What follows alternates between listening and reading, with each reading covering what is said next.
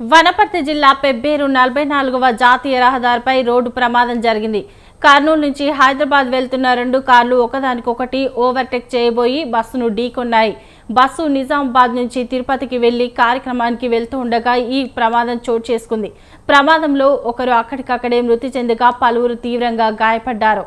మృతి చెందిన వ్యక్తి పెబ్బేరుకు చెందిన విష్ణుగా గుర్తించారు. గాయపడ్డ వారిని వనపర్తి ఏరియా ఆసుపత్రికి తరలించారు.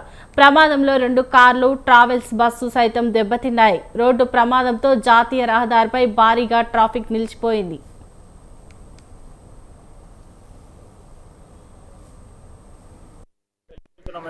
సడన్ గా కార్లు రేసింగ్ టైప్ వచ్చేసి మా మీన్కి వచ్చేసి సైడ్ కి మేము యాక్సిడెంట్ అయిపోయింది.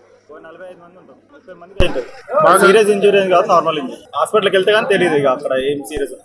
స్పోర్ట్స్ రేసింగ్ వచ్చేసి రెండు స్పోర్ట్స్ వచ్చేసినాయి ఆపోజిట్ గా. అంటే ఇది వే అయిపోయింది వాళ్ళకి. సెకండ్ కి పెళ్లి ఉంది, మేము అక్కడికి వెళ్ళి రిజర్వ్ చేసుకుని ఉంది. థర్డ్కి రిటర్న్ అవుదామని అనుకున్నాం, కానీ అంతలో పెళ్లికి వెళ్తున్నాం. మేము సడన్ గా కార్లు